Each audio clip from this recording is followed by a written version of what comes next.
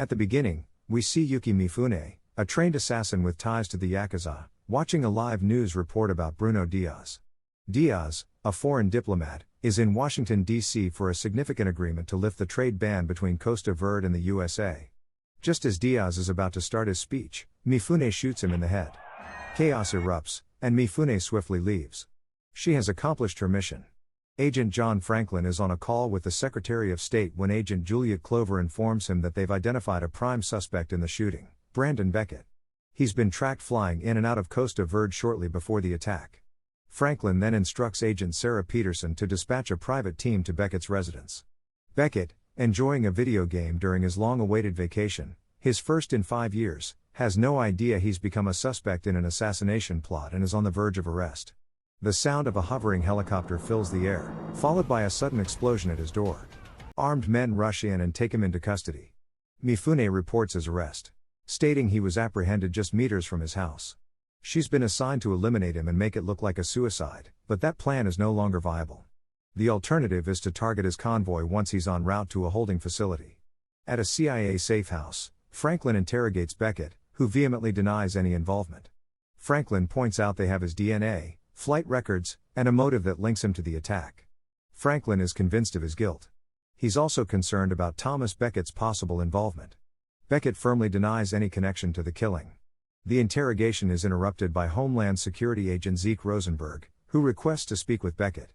Rosenberg assures Beckett that his judgment will be based on facts. He cautions Beckett that he'll be transported to a black site, and if found guilty, the consequences will be severe. Beckett firmly maintains his innocence. Franklin re-enters and directs his men to escort Beckett out. A member of a Russian mob is hired to stage an attack on the vehicle transporting Beckett. While negotiating over the phone, he insists on receiving payment up front. With the deal settled, he readies his team. Rosenberg approaches Clover, who admits to discovering the crucial evidence. Rosenberg confides that he holds high regard for someone who doubts Beckett's involvement in the assassination. Clover shares the video of the shooting, illustrating how they managed to pinpoint the shooter's location, which was over a mile away. She believes only someone with Beckett's expertise could accomplish such a feat. Rosenberg concurs and points out a person in the video who appears out of place, Donald South, the CEO of Novosil Pharmaceutical Company. Meanwhile, a team of Russian assassins tails the vehicle transporting Beckett. Beckett senses that something is amiss and warns the officers accompanying him, but they dismiss his concerns.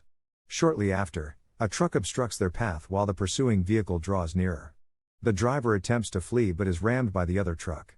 The Russians open fire on Beckett's car as a precaution. Both officers are shot and lose their lives in the line of duty. Beckett seizes the opportunity to retrieve the key to his handcuffs and makes a daring escape. He grabs 2 handguns and waits for the approaching Russians. Beckett manages to kill one and injure the other. Mifune, watching from a distance, witnesses the entire event. Just as Beckett is about to drive away, she takes aim but misses. He makes a successful getaway. Mifune then turns her attention to the surviving Russian and eliminates him. In California, Rosenberg tails Donald South, who is seen on a date with someone other than his wife. Rosenberg approaches their table, demanding South's attention. The date leaves, and Rosenberg takes her seat. He seeks to understand why South was present at the scene of the assassination. South explains that he has advocated for lifting the embargo and reveals that his pharmaceutical company is on the brink of being absorbed by Ficus Industries. He suggests that Rosenberg should follow the money, as they might be the ones behind the assassination to prevent the lifting of the embargo from happening. Peterson updates Franklin on Beckett's situation, revealing that he was ambushed by a Russian mob and one of their agents was killed by a sniper. Franklin suspects it might be Beckett's father trying to protect him. He instructs his team to search for both Becketts, as they have located the vehicle that transported Brandon. Brandon, desperate to avoid capture, engages with 2 police officers. Realizing he can't afford to be arrested, he fights them off and successfully escapes. He then seizes a nearby car and orders the driver to take him to a specific location. In California, Rosenberg confides in Clover about the possibility of a mole in their department leading to the ambush of the transport vehicle. He believes he's Brandon Beckett's only hope, especially now that Franklin suspects Brandon is guilty. He inquires if there have been any findings on Ficus. Clover informs Rosenberg about an incident involving an accountant at Ficus Industries attempting to access a restricted area, triggering an alarm. Although the police responded, they were denied entry. Rosenberg asks for the accountant's name and proceeds to search for him in Vancouver. The accountant's name is Josh Strayhorn. Gameplay. Upon arriving in Vancouver, he is greeted by Drake Phoenix, the head of security at Ficus. Rosenberg is informed that Strayhorn's incident was minor, as he was unwell and accidentally triggered the alarm while inebriated on the wrong floor. Beckett leaves the car in a parking lot and discreetly boards the back of a cargo truck. He rendezvous with his father in a secluded area, revealing that he's been framed. Rosenberg urges Clover to investigate Phoenix, but surprisingly, there's no official record of him. Franklin becomes aware of Clover's communication with Rosenberg regarding Ficus and emphasizes the importance of finding Beckett. Once Franklin departs, Clover promptly shares the name and hospital location of the surviving Russian. Rosenberg arrives at the hospital but encounters resistance from a security guard. He displays his badge, gaining access. The doctor informs him that the Russian is still recovering from surgery. Rosenberg insists on waking him, as he's a suspect in an assassination. When the Russian regains consciousness, Rosenberg commences the interrogation, pressing him for information on who hired him. Initially uncooperative, the Russian succumbs to pain as Rosenberg applies pressure to his fresh wound. He reveals that the person who hired him used a voice changer and created a background noise resembling a helicopter. Rosenberg understands the need for deeper investigation. Franklin's team continues to gather evidence at Beckett's house. And Peterson discovers a birthday card left by his father, containing coordinates. They leave Rosenberg behind as they track down this location. Rosenberg notices a photo of Beckett with his military comrades. He takes a picture and sends it to Clover, who confirms that one of them is Drake Phoenix, previously known as Clark McConnell. He was wanted for war crimes, but supposedly passed away 5 years ago. Rosenberg locates Strayhorn and, when met with resistance, presses a gun to his head. Strayhorn confesses that Phoenix threatened his family, compelling him to cooperate. He discloses that if the agreement isn't signed, Novacil's stock will plummet, which is where they'd profit. He also admits he was setting up an offshore account when the alarm sounded. It was Phoenix who coerced him. Beckett and his father observe armed men approaching.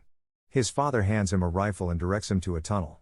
As the men draw closer, Franklin receives a call from Rosenberg, who persuades him that he now possesses enough evidence to exonerate Beckett.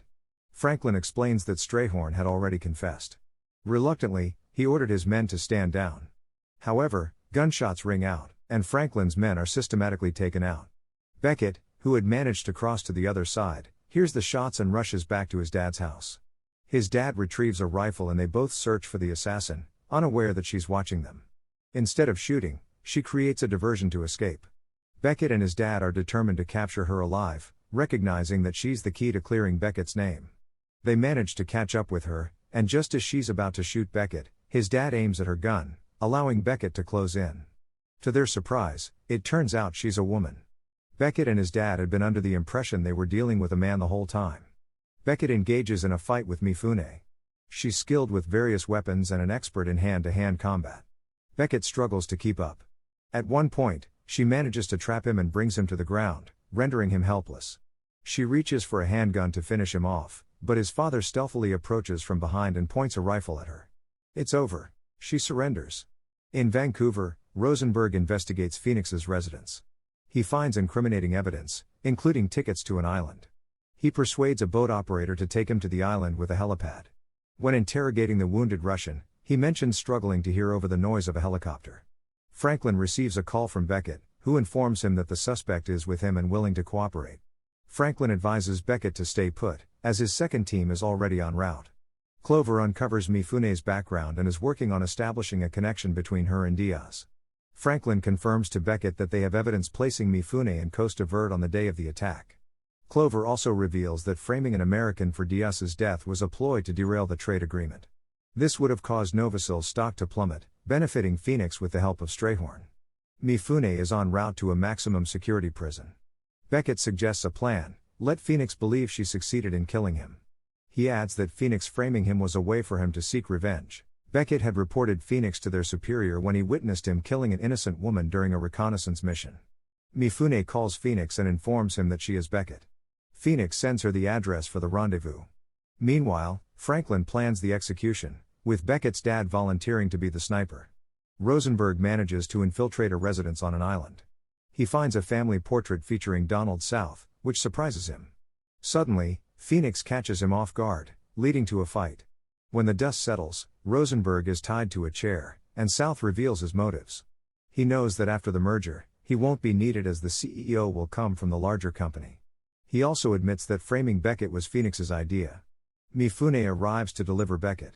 The rest of the team, including his father, are in position in case the plan goes awry.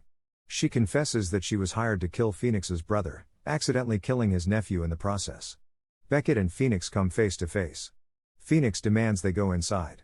Franklin then orders to extract Beckett and eliminate Phoenix. However, once they are inside, Phoenix shoots Mifune. Beckett manages to free himself from the handcuffs and engages in a fierce struggle with Phoenix. Phoenix gains the upper hand and takes Beckett hostage, making demands for a chopper and $10 million, threatening to kill Beckett if his demands aren't met. Beckett's dad receives the green light to take the shot, but he hesitates, haunted by a past fatal error. As the tension escalates, Beckett reassures his dad, expressing his trust in him. He knows that his dad is watching through the rifle scope. This gives his dad the courage to take the shot, ultimately killing Phoenix. South attempts to flee, but Mifune catches him and subdues him. The movie concludes with Beckett approaching his dad. His dad acknowledges that it was one of the most challenging shots he's ever taken. They share a hug and decide to celebrate with some cold beer. Thank you for watching. Please subscribe for more of these recaps. Until next time, have a nice day.